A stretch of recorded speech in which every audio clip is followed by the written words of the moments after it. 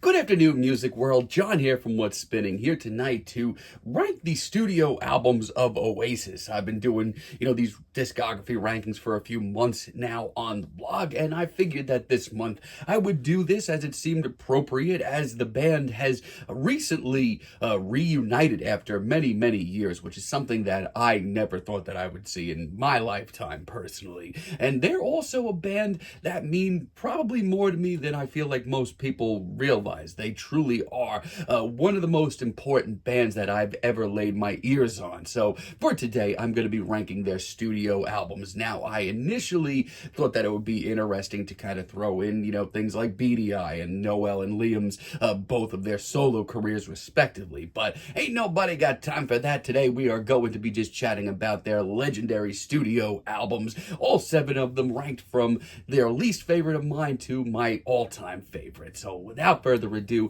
let's get into it and let's have some fun. And as always, reminder, this is all opinion, folks. Let's just have some fun. At number 7, I am going to put 2002's Heathen Chemistry, which I feel like is a lot of people's least favorite Oasis album, and it is my least favorite as well. And I mean, I do kind of understand to an extent why everybody craps all over this. I mean, if you listen to this album and think about, where the band was out in 2002, this sounds like a lifeless, passionless band. It's like Oasis for the new millennium, but sounding exactly like they did in the 90s, glossened up so that they sound super pristine, but performed with absolutely no passion and no heart whatsoever. Yeah, outside of a few short moments on this album, Oasis sound like they would rather be doing anything else in the world than recording this record at the moment. Even the band themselves have gone on record saying that this is probably their least favorite album, and I don't blame them. It's mine as well. It's not very good. It's also way, way, way too poppy. Moving right along to number 6, I'm going to put Standing on the Shoulders of Giants from 2000.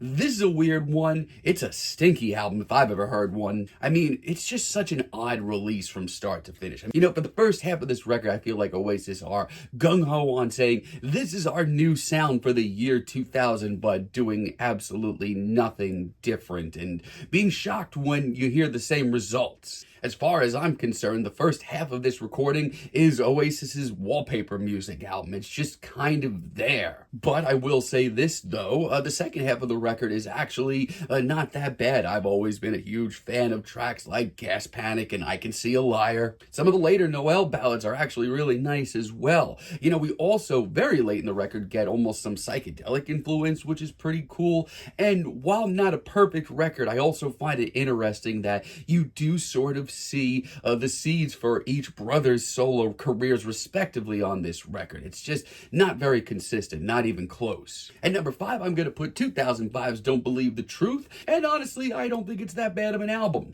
I mean, just as long as you go into this record with the thought process of, hey, this is Oasis in 2005. Then you're going to be fine. It's a mature album from the record that shows them changing with the times a little, growing up, and maybe even diving a little bit more into the indie side of things at times. And once again, for better and for worse, you do see the seeds of both Gallagher brothers' respective solo careers pop up in times on this record. But what I do appreciate about this album is it doesn't sound like it was the band being torn apart at the seams, maybe around this time as some of their other albums would let you believe. It's not overblown. It's a totally fine album by Oasis. Now at number 4, I'm going to put 1997's Be Here Now. I'm going to be honest with y'all, this album took me years to truly get through and appreciate and love a lot of it. I mean, it's a tough album to dive into on a lot of different levels. I mean, on one hand, it's very long. It's maybe their longest album. Also, you need to take into consideration you're following up 2 of the biggest British rock records of the 90s. Like, how do you even start that? Single-wise, this album's pretty damn solid from start to finish. There's some great deep cuts as well. But with that, there were also some serious growing pains on the record. I've always thought that the songwriting on this album compared to their first 2 releases is a far cry from where they are. And also, I'm going to say it again, this album is long, unnecessarily long, I feel like, but I have come to terms with it. A lot of it's really great. At number 3, I'm going to put 2008's Dig Out Your Soul, and I stand by this record. I think it's actually pretty damn solid from start to finish. And part of that is nostalgic. I do remember being very into Oasis's classic albums at the time that this album came out. Also, I was graduating high school at the time, and it meant a lot to me. But even in retrospect, I stand by my thoughts on this record. The psychedelic moments on this album sound a lot more welcome, a lot more, organic. Just sounds like it's not tearing the band apart. And not for nothing, while the band wouldn't last too much longer together after the release of this record, they sound fine. They definitely don't sound like the band that's about to break up and possibly never get back together. It's a classy record. The ballads are lovely, the bluesier moments are classy. It's just really solid stuff.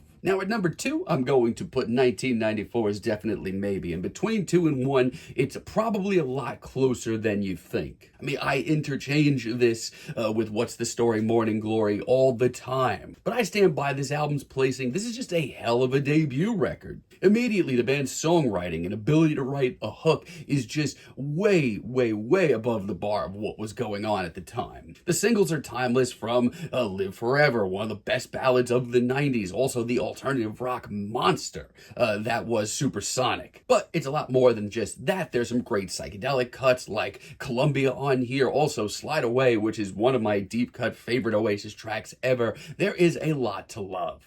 It deserves all the credit it gets. Now that leads me to number 1, and surprise, surprise, I'm going to put 1995's What's the Story, Morning Glory. Like I said though, I often interchange this. I mean, it's just a true blue classic. Not only is this one of the greatest rock records of the 90s, it's one of the greatest British rock records of all time. And listen, it goes so much deeper than just Wonderwall. I mean, from a production stance, this is one of the most crisp sounding albums of the 90s. And Single Power, I mean, where do you even start? I mean, the title track is untouchable. Don't Look Back in Anger is one of my favorite Oasis tracks of all time. And there are few truly more great album closers from this generation than Champagne Supernova. There are deep cuts aplenty. It's just such a great record. And not only that, but this is peak Oasis. This is the band operating at full steam ahead, and they are sounding great. But let me know how their discography ranks for y'all, and let me know what you would like for me to chat about in the future, especially ranking discography wise.